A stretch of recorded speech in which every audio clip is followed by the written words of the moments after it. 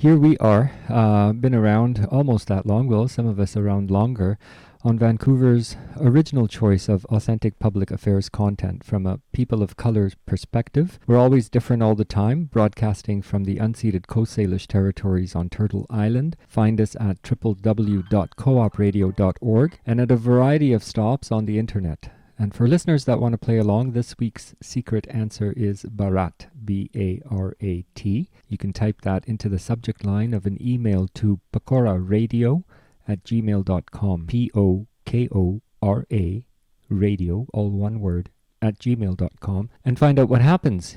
Bulland Awaaz and The Rational co-produce critical discussion on relevant issues weekly and often through existential lenses such as: what is Western liberalism's relationship with human bodies of the global majority? And this context very much underlines today's discussions that we will have over the next couple hours. At 6:30 on The Rational, Halina Farikzada, a co-organizer of A Window to an Afghan Heart, which is happening on November 20th, will tell us about that event, that fundraiser. At 6 p.m. on The Rational, Rehab Nazal will talk about On Borrowed Time, an exhibition of drawings and paintings by Palestinian Gaza-based artists happening in the city between November 24th and 27th. 5 p.m. on Bulland Awaaz, Rukhsar Ali, our resident futurist and scholar of journalism, will talk about film Dune, her review and comments on that. But first, we're going to be joined with Michael Bueckert, Vice President of CJPME, Canadians for Justice and Peace in the Middle East, and he will be joining us to talk about the results of a new poll they and a number of national advocacy organizations collectively commissioned, which is on Canadians' attitudes towards Arabs. So this is what we've got lined up for you. Keep staying with us. We're going to take a break and get all that going. This is our friends.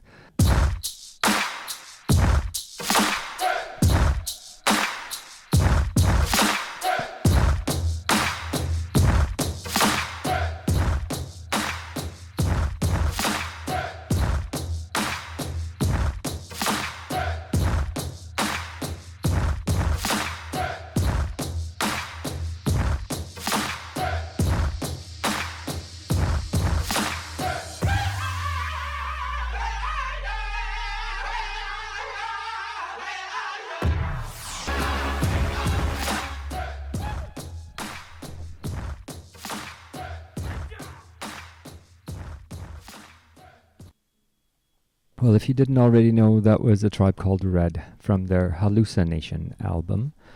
And as we had promised, we have with us here Michael Bueckert. He is the Vice President at the Canadians for Justice and Peace in the Middle East, a national advocacy organization that is based in Montreal.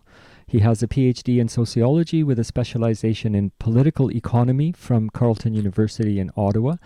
And he has published in Radical History Review and Studies and in Political Economy, and written for publications including Africa is a Country, The Jacobin, and Briarpatch. Welcome, Michael. Thank you for joining us. Thank you very much. I'm very happy to be here. Great. So, Michael, before we get into the survey that you guys all commissioned, can we just briefly unpack what's recently happening with Israel's criminalization of the 6 leading Palestinian civil society organizations, which is one of the major issues that your organization is following and supporting right now? As you well know, the Canadian government has its own recent history of targeting civil society organizations, including Muslim, Arab, and Palestinian organizations in Canada, and were perhaps and still are at the mercy of government security and harassment.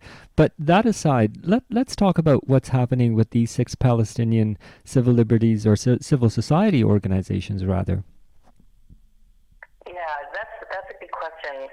So, as you rightly say, this is connected to broader issues of the problems with counterterrorism strategies and the way that it has targeted Arab and Muslim communities in particular.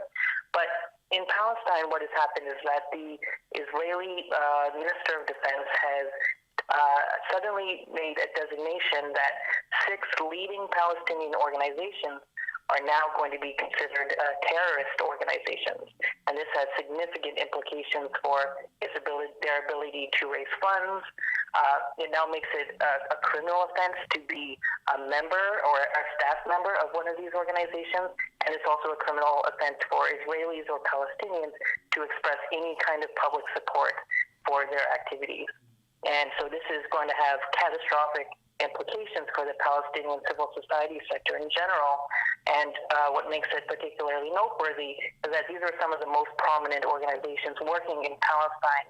They include Defense for Children International Palestine, which monitors abuses against children under occupation, and it includes Al-Haq, which is a leading international law organization that has official status at the United Nations, and it has been very active in trying to bring a case to the International Criminal Court to investigate alleged war crimes, and a number of other organizations. And so this is something that we're following because, again, it has a tremendous impact on civil society in general under occupation, is far more repressive than previous actions that we've seen.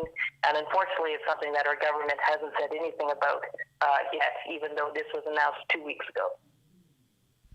And so, along with CJPME, 234 organizations have joined together in a letter. Can you let listeners know where they can find this letter and where they might go for more information if they want? Yeah, so we have some information up at cjpme.org, where you can find a recent press release about this attack on civil society, as well as you say, a joint letter that we signed along with more than 200 organizations around the world calling for international action. So you can find that at cjpme.org, and those will also provide links to other organizations. And this is something that, because it has such tremendous and negative consequences for civil society, this is something that we're going to be continuing to push, and hopefully we'll be rolling out a campaign later this week, so stay tuned for that. Awesome. Let's talk about Canadians' attitudes towards Arabs in this recent survey that you guys commissioned. Can you just start letting listeners know the context? Who were the organizations that came together to take out this survey? How long did it take for this survey? And then we can start talking about some of the major findings. Just set the context of it. I mean, it is definitely a trend we've noticed since 9/11. A trend towards these kinds of attitudes that we're going to be talking about. So this is the latest in the contribution of that. So how did the survey come about this time around? Yeah, so this is something that CJPME has wanted to do for a little while, and finally found an opportunity to do so, in part because issues of anti-Arab racism is something that has been, close to the priorities of CJPME, and a lot of our members and the organizations we partner with know that anti-Arab racism is a problem, and yet there's virtually there's very little research or resources on this issue specifically. A few years ago, we co-sponsored a survey on Islamophobia in Canada, and that was very revealing. And in a way, this is sort of an extension of some of that research and questioning. But we know that a lot of the time, anti-Arab racism specifically is often subsumed under conversations about Islamophobia, or is confused with Islamophobia. And, if you look for articles on it, it's often it's a part of a larger article on Islamophobia. So it's something that doesn't really get its own attention, the attention that we think that it deserves. And so we wanted to have a study that was more specifically about it as a problem. And so we came together with the Canadian Arab Federation and the Arab Canadian Lawyers Association to commission this survey from ECOS Research Associates, which is a very mainstream, credible polling agency. And it was actually conducted by ECOS at the end of May of this year, but we released the survey last month. In part, the reason for the delay was because of the escalation of violence in Israel and Palestine, which threw everyone's schedules into disarray, as well as the federal election. But finally, we published it last month, and yeah, so this is the first sort of major survey that we're aware of that has dived into these questions of how do Canadians view Arab Canadians and anti-Arab racism in general. And so I get it. It's really, really critical and important because Arabs get subsumed under so many different catches and categories. Sometimes as Muslims, and we know that many Arabs identify as Christians, or many don't have any religious identification as such. So there's a skew towards this. Also, the Palestinian sort of bifurcation is one other issue. It was important for your study to look at the experiences or the relations of understandings of Canadians towards Arabs, or their feelings towards Arabs in particular. That's really awesome. Yeah, and I mean, one of the problems, I guess, with the results is that, in the same way that we often treat anti-Arab racism and Islamophobia together, a lot of people in Canada aren't necessarily able to distinguish between Muslims and Arabs, and often confuse them. It's a problem that Canadians don't necessarily know what they're talking about when they're answering these questions, and they're not unless necessarily informed responses. And so, we expect to see a lot of that confusion and conflation in the data itself. Absolutely. Oh, absolutely. So let's talk about the findings itself. And I wanted to ask you to not only talk about the major findings, but talk about any of the surprises or trends that were you were able to identify. Well, there's a lot of data that's sometimes unsurprising and sometimes kind of contradictory. On the one hand, throughout the survey, we do find significant evidence of anti-Arab attitudes and stereotypes as held by Canadians. At the same time, we find that Canadians do recognize that anti-Arab prejudice is a problem. Actually, almost 80% of Canadians said that it is a problem, and so there is some degree of acknowledgement, even though a lot of those people responding themselves seem to hold some of those negative views. So, I think it's kind of an interesting picture as a whole. Maybe I'll talk about a few of the other things that kind of stick out. One thing we looked at, one of the, I think, the most troubling statistics that we found is that Canadians view immigration from Arab countries more negatively than they do view immigration in general. So we have, we asked Canadians about their opinion about overall views of immigration, and they're 10% more likely to say that there's too many Arab immigrants compared to immigrants in general. And that's 38% of Canadians said that there are too many immigrants from Arab countries. And of course, if you look down into the data, you'll find that that's actually quite polarized by political party. So among Conservative Party supporters and the Bloc, you have huge numbers of people. I think with Conservatives, it's almost 70% said that there are too many Arab immigrants, whereas those numbers are very low among Liberal and NDP supporters, for example. So that's not necessarily surprising either, but it's one place where we definitely see a very disturbing instance of negative attitudes towards Arabs. Yeah, absolutely. Yeah, let's see if we can unpack a little bit about this conundrum of the responders, or the Canadians, as it were, in quotes unquotes, their own acknowledgement of the issue, as well as their negative views of it. I mean, it's almost a cognitive dissonance sort of situation. How can we or can we start to unpack this or square this circle? Well, I'm not sure that the data itself provides an answer to that, but certainly I think the report shows that there is a problem there that deserves future research and deserves people digging deeper into that. I think it's possible that at a time when there is increasing sensitivity towards the problem of anti-Asian racism in Canada, and the popularity of Black Lives Matter and some other movements towards justice. Maybe there's sort of a sense that Canadians are willing to acknowledge that that racism in general is a problem, and they're willing to say that it applies to Arabs as well. But when you dig into specific stereotypes and to specific attitudes, there's clearly a disconnect, and Canadians are also saying some negative things there as well.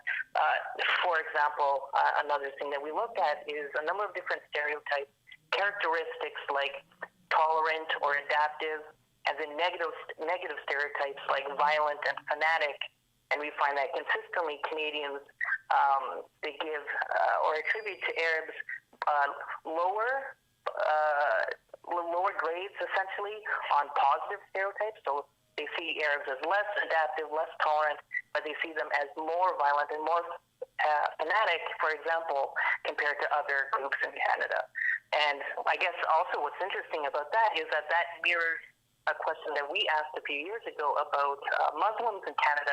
You find almost identical responses. So I think that gives a clue again that Canadians don't necessarily distinguish between Arabs and Muslims, but have almost identical negative stereotypes towards both. Absolutely.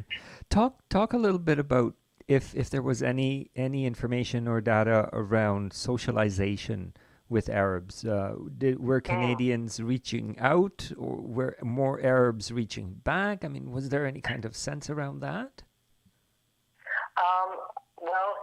We did ask a question about familiarity with Arabs, whether or not Canadians had, do they have Arab friends? Do they socialize with Arabs, or do they see or meet Arabs occasionally, like in a gas station or supermarket, or regularly, like at work, or do they think that they know no Arabs at all? And so it was interesting to compare those results to the other questions, and consistently we find that, unsurprisingly, Canadians who have greater familiarity with Arabs in their life have lower negative stereotypes, are less likely to support racial profiling of Arabs, and a number of other factors. Greater familiarity with Arabs clearly results in lower negative attitudes.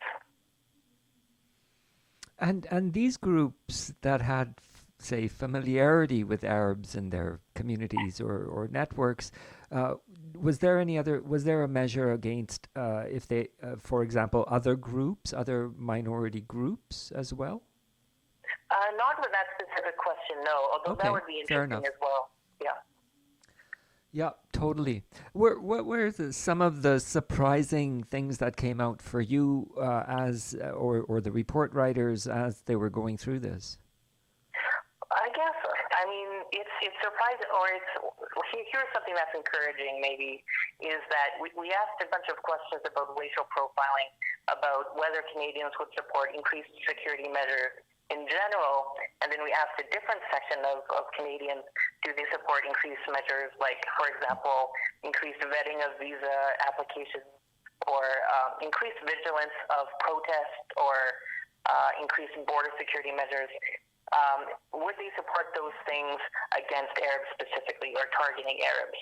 And so we found pretty consistently that while Canadians are generally supportive of more increased security measures, that support pretty dramatically drops when the question is specifically targeting Arabs. So that tells us as authors that Canadians in general don't support racial profiling, that they don't agree in the concept that these security measures should be targeted specifically at different ethnic groups, but only supported in a universal sense. And of course, we know that many supposedly universal security programs do in fact target specific groups, especially Muslims and Arabs, when we're talking about security. But what this tells us is that Canadians want to dismantle that kind of discrimination, and that they truly want equality in security. Well, yeah, sure. I mean, it's still for me a juggernaut to work through. in terms of attitudes that you meaning generally speaking, as your reports, but not just yours. Several of them have come to this idea that yes, we know that for the greater good, we shouldn't be doing this stuff, and yet we still are doing it, right? So it's a large problem, one that many communities are facing, as you rightly spoke to. So let listeners know where they can get this report, where they might be able to read it, and maybe just any last thoughts that you have before we close out for now, and just to say that we would be looking forward to speaking with you again in the future. Great, thanks. Yeah, so you can find the whole report at cjpme.org/survey2021, or you can find it just from our homepage.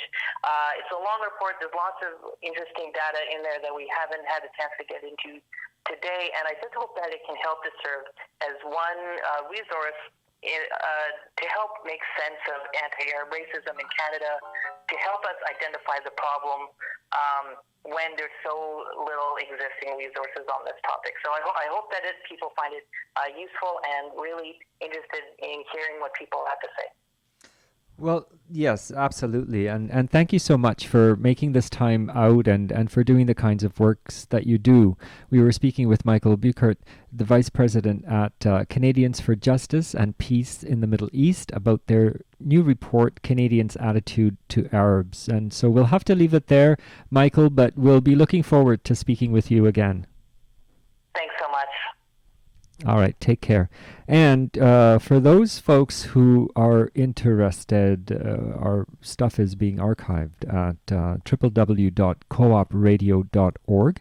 This is CFRO Vancouver's Co-op Radio 100.5 FM.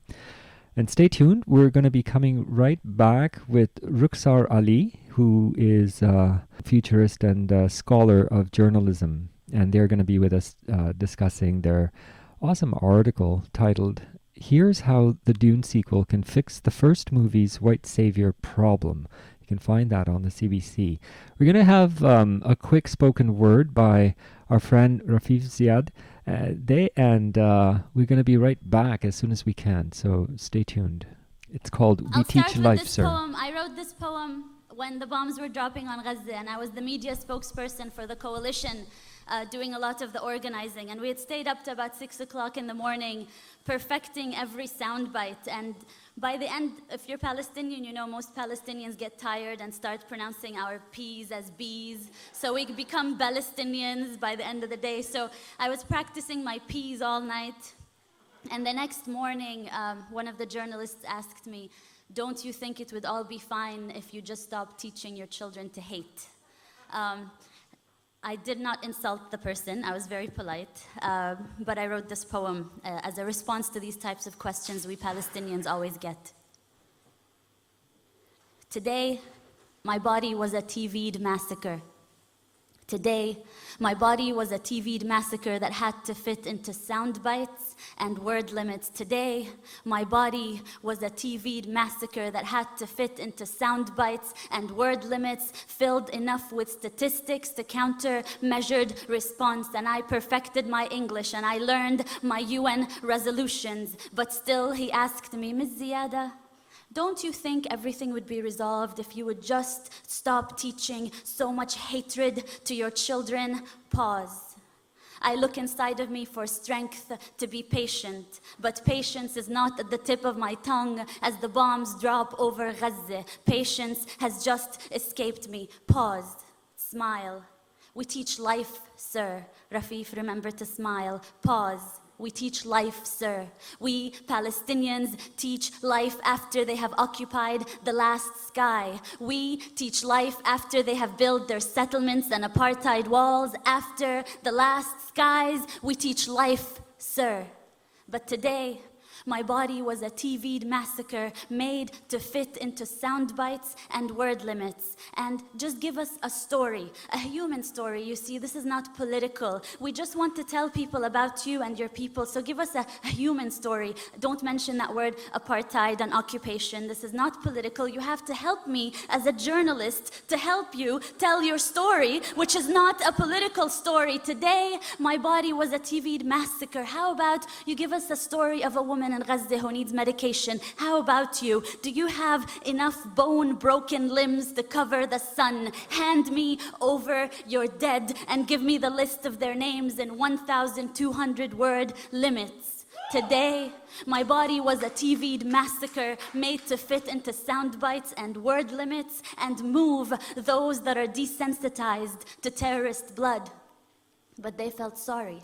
They felt sorry for the cattle over Gaza. So I give them UN resolutions and statistics, and we condemn and we deplore and we reject. And these are not two equal sides, occupier and occupied, and 100 dead, 200 dead, and 1,000 dead. And between that war crime and massacre, I vent out words and smile, not exotic. Smile, not terrorist. And I recount 100 dead, 200 dead, 1,000 dead. Is anyone out there? Will anyone listen? I wish I could wail over their bodies. I wish I could just run barefoot in every refugee camp and hold every child, cover their ears so they wouldn't have to hear the sound of bombing for the rest of their life the way I do. Today, my body was a TV'd massacre, and let me just tell you, there is nothing your UN resolutions have ever done about this. And no soundbite I come up with, no matter how good my English gets, no soundbite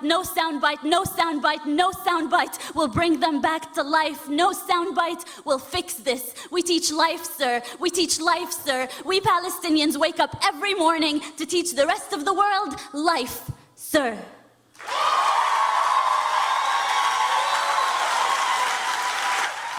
That's the show where we spoke with Michael Bueckert from the CJPME, the Canadians for Justice and Peace in the Middle East, on their new report on the Canadians' attitudes towards Arabs. We then spoke with Rukhsar Ali on their article titled "Here's How the Dune Sequel Can Fix the First Movie's White Savior Complex." That's available on the CBC network. We switched over onto The Rational and spoke with Rahab Nazal on a really funky exhibition here in town, catch it while you can, called On Borrowed Time in Gaza, Art in Confinement. It's happening at the Monica Rice Gallery from November 24th to the 27th, with a walkthrough on Saturday, November the 27th. And then we just spoke with Halina Farrokhzada on a fundraiser gala dinner titled A Window to an Afghan Heart. Please check out the two festivals, the fundraisers, the Borrowed Art in Confinement and A Window to an Afghan Heart. Check out as well Rukhsar Ali's article, Here's How Dune Sequel Can Fix Its First Movie's White Savior Problem.